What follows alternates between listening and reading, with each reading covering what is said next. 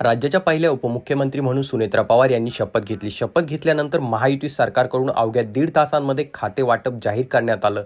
अर्थ खातं भाजपने आपल्याकडे ठेवलं आहे, पण खाते वाटपानंतर राष्ट्रवादीमध्ये घडामोडींना मोठा वेग आलेला आहे. सुनेत्रा पवार यांच्या शपथविधी सोहळ्यावेळी घडामोडींच्या पडद्याआड भूमिका बजावणाऱ्या नरेश अरोरा याचं नाव देखील समोर निघून आलेलं आहे.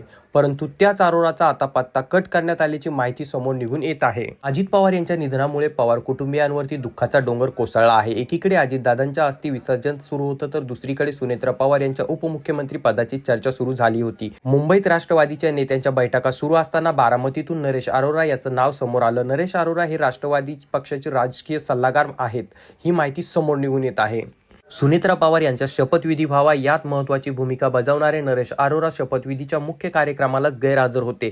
शपथविधीच्या निमित्ताने सुचविण्यात आलेल्या बाबींकडे दुर्लक्ष केल्याने राष्ट्रवादीचे नेते नाराज झाल्याची माहिती सूत्रांनी दिली आहे. आज दुपारी देवगिरी बंगल्यावर पार पडलेल्या कोर कमिटीच्या बैठकीला देखील अरोरा यांनी हजेरी लावली होती, पण शपथविधी सोहळ्यालाच अरोरा गैरहजर होते. उपमुख्यमंत्री म्हणून सुनेत्रा पवार यांनी शपथ घ्यावी या प्रक्रियेत अरोरा यांचा महत्त्वाचा रोल होता, पण आता अरोरा गैरहजर असल्यामुळे त्यांचा पत्ता कट झाल्याची चर्चा समोर निघून येत आहे. उपमुख्यमंत्री पदाची शपथ घेतल्यानंतर किंवा सूत्र हातात घेतल्यानंतर सुनेत्रा पवार यांनी सर्वात मोठी केलेली पहिली कारवाई म्हणजे हीच आहे की नरेश अरोरा याची हकालपट्टी केलेली आहे.